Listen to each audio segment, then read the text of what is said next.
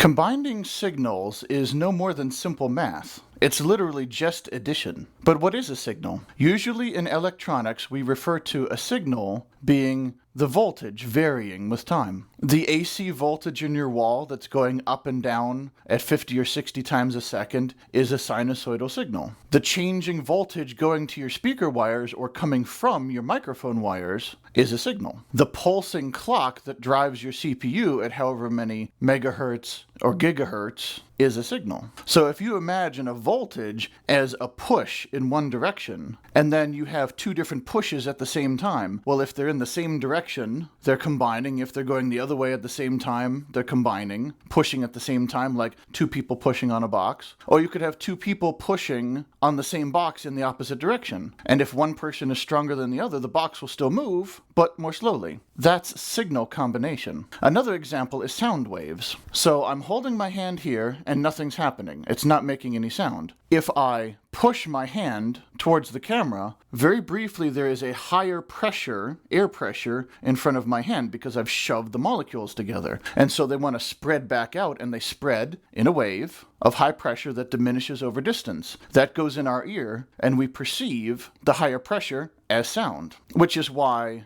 very loud sounds can actually physically damage us because they're too high pressure or low pressure for our ear to handle. Speaking of low pressure, if I pull my hand towards me, then here there is a low pressure because I've pulled molecules away, and the molecules of air are trying to rush in to fill the gap because they're always trying to spread. So the ones that are at normal pressure find they can zoom in and fill the gap, and that low pressure spreads in a wave just the same way as they cascade trying to fill that gap, and that's sound the other way, and your sound signal goes up and down. This is how a speaker works. It has a diaphragm controlled by voltage. It's got a magnet on it, and the voltage causes a magnetic field that pushes the magnet attached to the diaphragm, and the diaphragm does this. A microphone's the other way. The air pressure moves the diaphragm, which moves the magnet, which causes a voltage, which your computer or whatever reads. But it's the same thing. If you have two different sound waves, if they're both creating high pressure, they're both creating low pressure, it adds or subtracts together. If you have two different at the same time, well, your speaker's trying to move this far this way, and the voltage is pushing it. Or if you have two people talking at once, then those waves are interacting and adding. That's what signal combination is. And later on, when we get to signal filtering, it's removing some of those and separating signals back out. So some of you will say, this is incredibly obvious and intuitive. That's good. The idea is for everybody who doesn't say that, at the end of this video, you'll start saying that, because then I can talk about Fourier series and high and low pass filters and all of that, and you know exactly what I mean. So let's do a diagram. So visually, let's just see a signal. So we have our axes. The horizontal axis is time in seconds. The vertical axis we'll say is voltage in volts. No surprises there. So let's say this is the power coming out of your wall. It goes like this and this. And again, the reason I'm drawing a gap is just so that I don't get different colored markers mixing. It's actually a continuous signal. So this is 0. The horizontal line is 0. So anything above the line is a positive voltage. Anything below the line is a negative voltage. Positive and negative just means which direction it's going, because you have a circuit. You've got power company through your neutral line, through your house, through your hot line, and back to the power company. Sometimes the positive conventional current is going from the power company through the hot line in your house and out the neutral return line to the power company. And sometimes it's going the other way. It's coming from the power company across the return line into your house and then out the hot line back to the power company, which is why return line is a stupid name. But anyway, it just depends on how you look at it. You could say the other way. Pick one as positive, the other's negative. It's just backwards. Whenever you're using a multimeter, if you have the red probe positive and the black probe negative, just move the probes, now it's negative. It's just a direction. So this is your alternating current going up and down and up and down. Now what happens if we have another signal?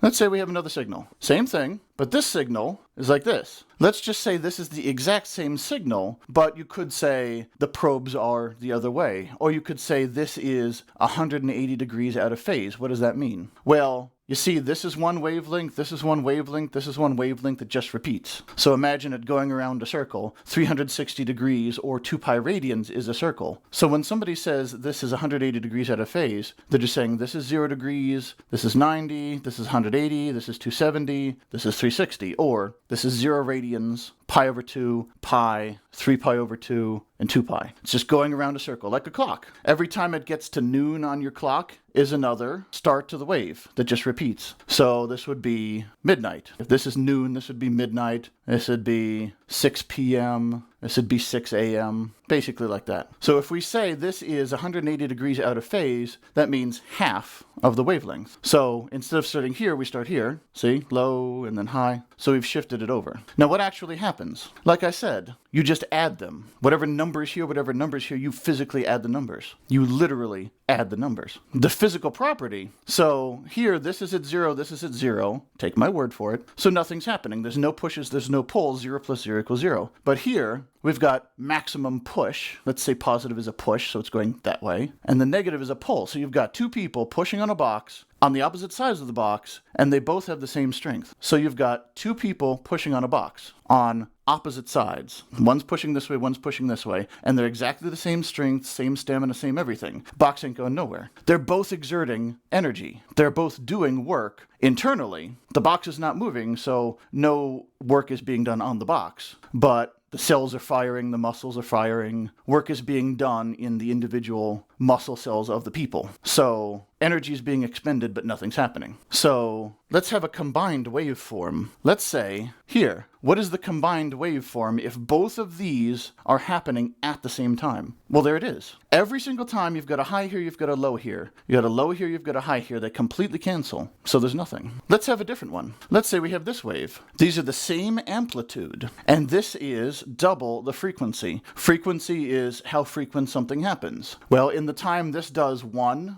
of its waves, this one has done two. So it's double the frequency. Or it's half the wavelength, because one wavelength takes this amount of time to occur, but it takes half that much time to occur here. So it's a higher frequency, lower wavelength. Sort of like how UV light is a shorter wavelength, higher frequency light than infrared, which is why UV is dangerous and infrared is not. You can shine infrared on you all you want all day long, and unless it's strong enough to physically burn you just from the sheer energy, nothing's going to happen. You won't get cancer. UV light is small enough it can get in there and start messing with you. That's why it's dangerous. But what happens if we add them? Let me draw this a little bigger so it's easier to see. So we have 3 waves. Let me go ahead and draw only one wavelength. So the first one is the regular one wavelength of the sinusoidal. This one is 2. So where we have a peak where it's only gotten to its highest point, this one will have actually completed its first wave. So one full wave in the time this takes to do half of one. So let's draw a line here. This is going to be 1, and this is going to be -1. So it's at 1,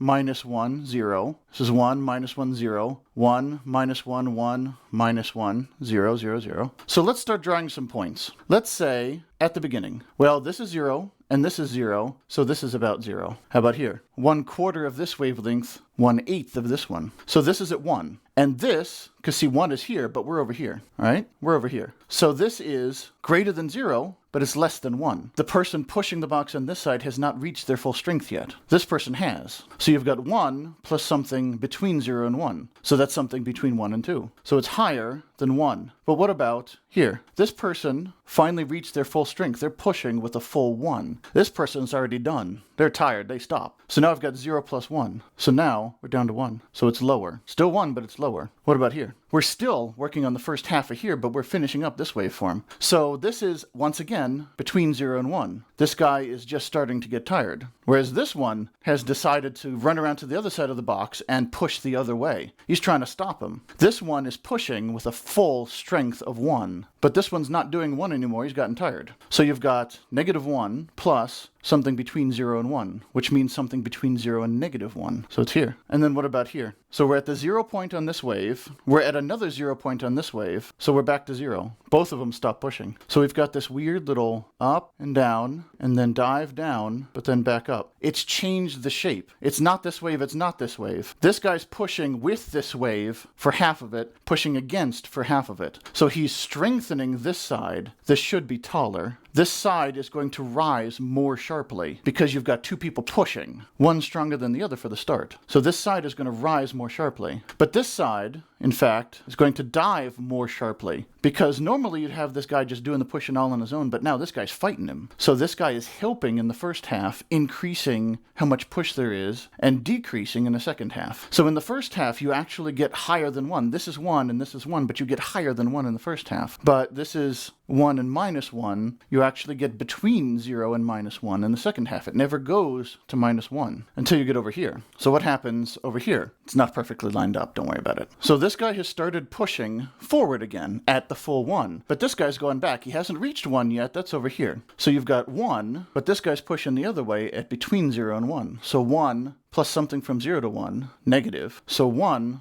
plus something from 0 to negative 1 is something from 0 to 1. So we're over here. Because you've got a full push here and a partial push here. This guy's pushing one way, that guy's pushing the other one. So you've got a partial push left over this way on the positive. And here, 0, but this guy's at negative 1. So you're down here at negative 1. Because this guy's pushing backwards. We're defining negative as backwards with full strength. And this guy's taking a break. And then over here, this guy's pushing backwards with all his might. And this guy's still pushing backwards, but he's getting tired. But you get lower than negative 1. And then at the end, they're both tired again. So at the beginning, here, you've got a push backwards, but more of a push forward, so he's fighting it. So you've still got a push forwards, but it's weak. He's fighting all he can to make sure that it doesn't get too strong. And then, over here, this guy's still pushing forwards, but this guy's gotten stronger. So it actually starts going down, and you've got a negative push. And then this guy decides to join in, and he says, all right, fine, I can take a hint. And then they both stop again. So what happens is here, it goes like, new. Nice and even. It goes high, then it goes low. This one's the same thing, high, low, high, low. It's doing the same thing, but faster, but it's still nice and even. But this one is like,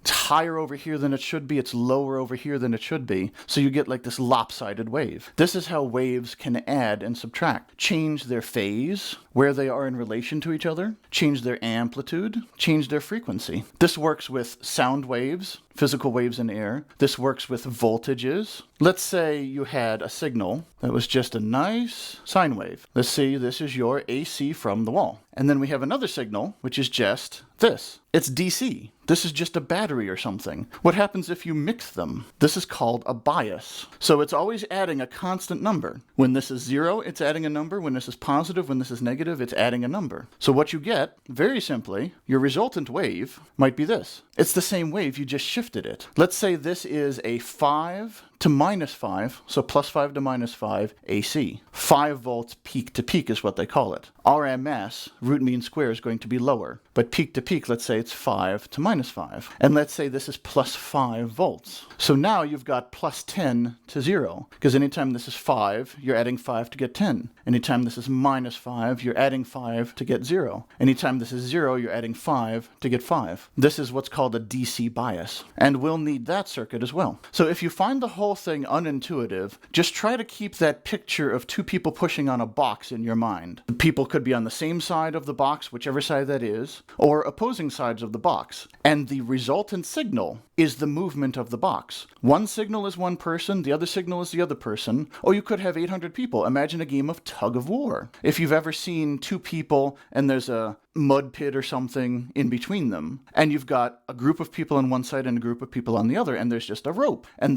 both teams are pulling on the rope, trying to pull the other team into the mud. It's the same thing. Put a little flag on the middle of the rope, that's your resultant signal. And then every single person on that team and the other team is one of the signals. So you could have all the people with positive values on one side of the rope, all the people with negative values on the other side of the rope, all the people that are at 0 are just standing there looking on like doofuses, or doofy if you want the proper term. And then the point of the flag is the signal. If both groups are pulling exactly the same strength, it'll be in the middle. If one group is pulling with more strength, that flag will be moved over. If the other group starts pulling with more strength and the first group lets off, the flag will move to the other side. And this is your signal. So I do hope I've made some measure of sense. The idea is just to get you to understand and really grasp what it means to combine signals. Why I can just say this plus this And like magic, it happens. From here, I'll be doing videos on things like the Fourier series, which is a formal mathematical way of representing a combined signal or splitting it back up, which then goes into filtering, high-pass and low-pass filters where you remove parts of a signal, leaving the others behind. You can use it to filter out bass and treble to make an equalizer in audio. You can use it to filter out noise in a signal. You can use it to create noise from a stable signal. I'll be using these techniques and something called an RC network,